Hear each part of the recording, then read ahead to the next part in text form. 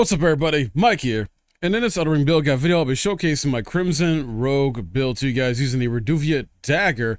And, I came across this idea of wanting to make a sort of like rogue build for a while now. Trying to figure out what is like a good dagger to use, or maybe even set of daggers. I may even do like one or two more type of like dagger builds here in the near future, because I haven't really done dagger builds at all yet. So was really feeling inspired lately, thinking in my head like, wow, I really want to do like a rogue or ninja type style, build Elden Ring. So still trying to figure out what I'm gonna do for that. But for now, this is a very early like game build you can start working on. It's an all game build in a sense. Level 150 is usual what I do, and you'll get this weapon very early on as well, and you can build into it, and it'll take you through the entire game on the first playthrough. So I think this would be a great build, to utilize. And shout out to Urtru DLC, just like a lot of my other builds I've already done before in the past. See here with this weapon, this dagger, that it scales off of Arcane and Dex, but end up putting most of my attribute points into Arcane. As you see there, it's B level. And reason being is that this is a blood weapon, and you want to focus on causing blood buildup and blood damage with this weapon. And what helps really make this build and just this weapon shine even more is the unique Ash of War skill ability, Reduvia Blood Blade, which is, has some range to it. It's very nice to use, where you can use it right in close up as well as a little bit further away. And you'll want to be able to like, get around your enemies and maneuver a bit here, just slice through them in succession with no problem at all, basically. When it comes to the armor here, it doesn't really matter too much here as long as you're not fat rolling. I decided to go with the skeletal mask for the headpiece, Nox swordstress armor for the, chest piece, basically waist, and for the arms, scaled gauntlets, and then for the legs, Nox greaves. For talismans, I decided to go with Bull Goat's Talisman, helps raise the poise with this build. Then next up, Shard of Alexander, greatly boosts the attack power of skills. Obviously, you'll get this much later in the game, way later in the game compared to early game. And then Millicent's Prosthesis, which helps boost dexterity, raise attack power with successful attacks. This is going to boost your dexterity by 5 points in attributes. And then the final one here, Lord of Blood's Exaltation, blood loss in vicinity, increased attack power. So you're going to even do more damage with this. And if you're wondering about maybe some alternates to use, especially early on, some good options here, just at least a couple.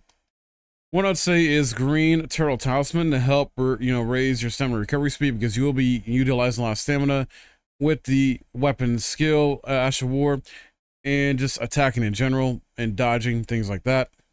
There's also the Dagger Talisman, which enhances critical hits if you want to go that route to, be more of a critical hit damage type of build with this weapon. If you want to, you could use spells with this build as well, such as like Flame Grant Restraint or like Golden Vow or a few other ones, but I decided not to do that with this. I found this was just fine without any spells, but if you want to like level up certain attributes in this later on to utilize them, you can, not a big deal. Even in boss fights, this playstyle is very good and useful. You have at least a range option with the Ash of War ability, and you get up close to light attacks, to your heavy attacks, kind of maneuver around the boss as much as needed. So that way, you can just dish out the damage with no issues, not really any problems, and just go crazy with it.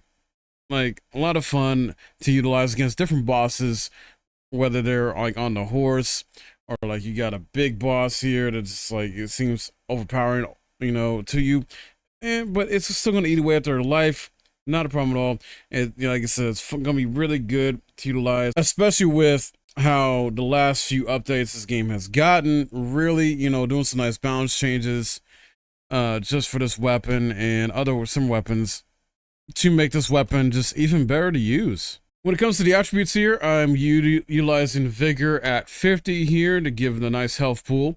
Mind at 20 at least, but you want to bump that up a bit more as leveling this up, so you have more FP when it comes to the Ash of War skill. Endurance is at 30. I think you can just leave it like that. It's a good area there, good number, I should say, to leave it at, so you have enough stamina to dodge, to attack with, and utilize the Ash of War. Strength you're going to leave alone at the lowest stat. Dexterity you'll want to get to 25, but like I said, you get 5 points already added into this from Millicent's Prosthesis. So you want to at least build to 20, and then Millicent's prosthesis will help bumped up by 5 more.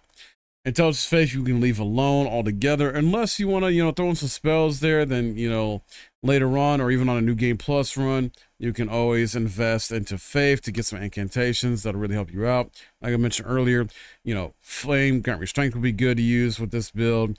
Golden Vow is another one that'd be good to use with this build too.